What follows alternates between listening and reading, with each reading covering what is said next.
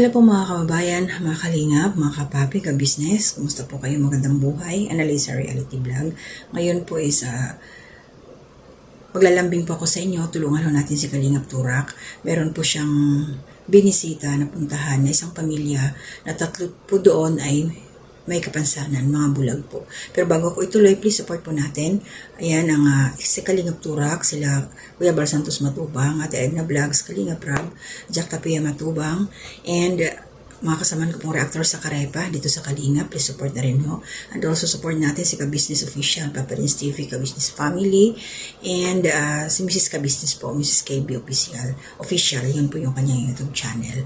At ang mga kasamahan ko rin pong reactor sa Ka-Business at saka yung mga kabuangs na rin. So ito po kunting lambing lang po mga Kalingap, mga Ka-Business. Tulungan natin si Kalingap Turak. Isa po siyang scouter sa Jensen. Nakasamahan din ho namin reactor dito sa Ka-Business Official. So ngayon medyo nagpo-focus na ho siya sa kanyang charity. So kailangan po niya ng suporta natin kasi nakita ko po yung mga views niya talaga walang nakakapansin.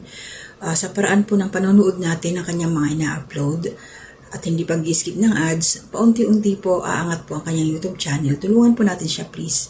Tulungan po natin si Kalingap Turak. Nag-abot siya ng bigas galing kay Ma'am Claire. May nag-sponsor po sa kanya.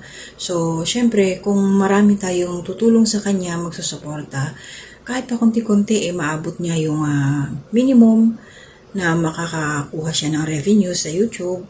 Hindi mas malaking tulong po yun. Kaya tulungan ho natin. So, ito dito sa tatlong bulag. Yung dun sa batang babae, naawa ako eh. Yung tatay bulag na din. I think, hindi ko lang masyadong naklaro kung ang pagkabulag ba ng tatay since ba nung bata pa hanggang sa nag-asawa na siya. Tapos meron pang isang anak ng bulag din. At itong si Ronalyn, yung bata, hindi siya inborn na bulag. Ayon sa kanya, nag-umpisa daw yung mata niya na nagkaganon is siya, grade 3. So, 9 years old. Parang gano'n ang kanyang edad.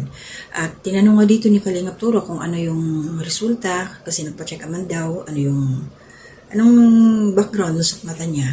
So, nakwento nung nanay, glaucoma. So, hindi na daw mauoperahan kasi hanggang sa brain ng bata daw is umabot, may ugat daw na nandoon, so delikado. So, ang ibig sabihin nun, yung kanyang pagkabulag ay talagang hanggang nabubuhay siya. Ganun na, wala nang remedyo. Yung kanyang, kasi nga, hindi na agapan. Kaya siguro ganun yung ugat, umabot na doon sa kanyang utak. Kaya delikado yun pag pinakialaman pa. So, titis lang yung bata sa ganyan.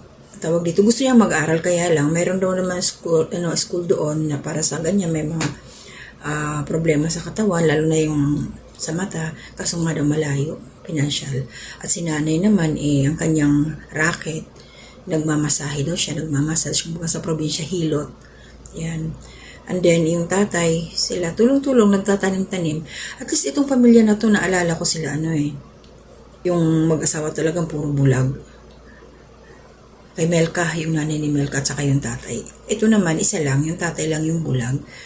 At saka yung nanay naman, nakakakita. Kaya kahit papano, is mas okay sila, makakakilos. Kaya lang, probinsya nga, mahirap yung buhay. And, at the same time, ito si Ronalyn, nanawagan siya. Ayaw niya sa kanya kasi nga, imposible nang makapag-aral siya nanghihingi siya ng tulong, nanawagan siya na matulungan kahit lang daw yung dalawa sa mga kapatid niya ay makatapos sa pag-aaral kahit hindi na siya. Kasi wala na kumbaga tanggap na niya kung ano yung sitwasyon niya ngayon.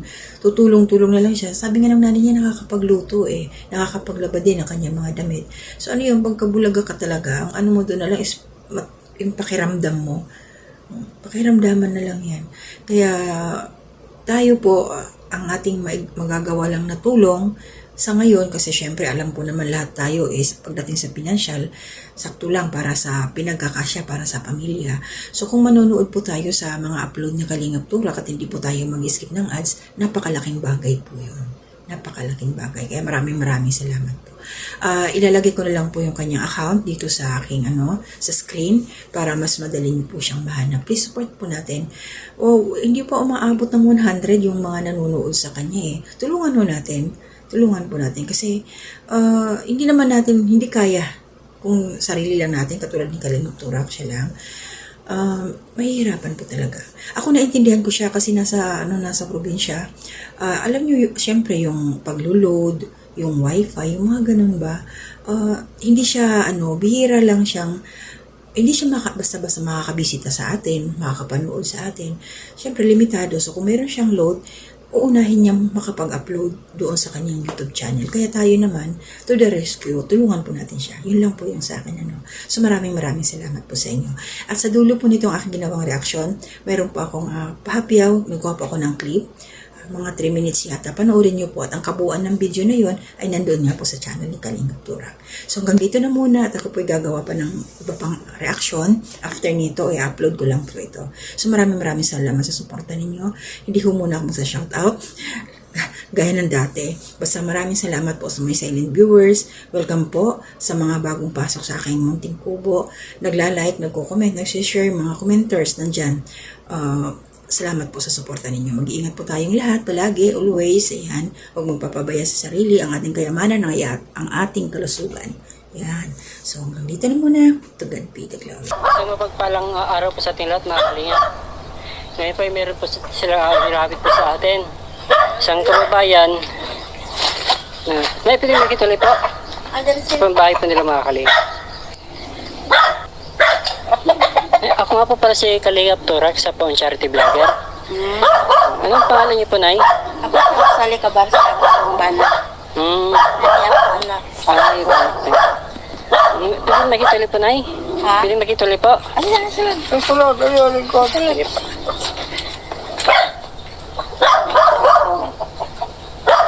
Yan, siya po pala, Nay, may dala po akong para po sa inyo.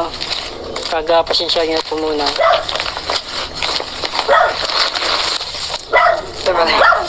Ito ay galing po kayo ng Claire. Salamat ma'am na nagkaabugas.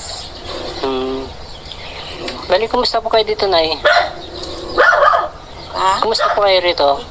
Okay naman eh. Akong si kita, akong pala di kita. Ay, hindi nakakita? Lola sila di ka kita. Hindi rin po nakakita. Oh. Ako pong anak nga. Ang lalak do yan si Jonah Galing no? Si Tata hindi rin po nakakita. Tulong na. Tatlo. Jo! At ito. Pambira. Walang na pangalan. So, ilan na edad mo? 14. Mula nung pagkabata, hindi ka nakakakita. Makita pa ako. Tapos, Bulag lang ako ng edad ko. nakakaduwag ng puso, mga kalingap, kasi isang pamilya po ito. Ako din. Mumulot ako gabi. So, meron po ako napuntahan kanina na isang pamilya din. Kayo po yung tinuro ko niya na puntahan ko. Ang mama? Yung si mama niya, lola niya. Si Auntie Maria. Apo. Ako sa amiga. Siya po yung nagturo. At pinasama niya po sa akin itong apo niya. So, naipa-doktor niyo ba siya noon? Naipatingin yung mata niya? Amo na lang gi-doktor sa Kadagdagan na nila itong doktor. Nadili naman daw kung pwede nga matambalan pa. Nalaya lang ko ano. Nalaya lang ako Magkaba. Lahat sa tao, God. Nastawtawag na may magadag makakitas to Mamay na ipituhan. Dati isa lang. Dungan siya. Dua talaga. Anong findings po ng mata po niya? Glaucoma. Glaucoma. Ay, glaucoma. So, operasyon po yan. Hindi ko mapirahan. Bakit po? Sa utok Sa na. utok nga lang ang ugat kunik sa utok na lang kapag lang mata na ibukol. Yan, di mo lang di na sila kita dili naman ilang utok dili na bita mo lihok kita nga mo pansyon silang mata. Kung ugat kay Juan. Malaos man laya ba? Tapos lang mata, man din makakita.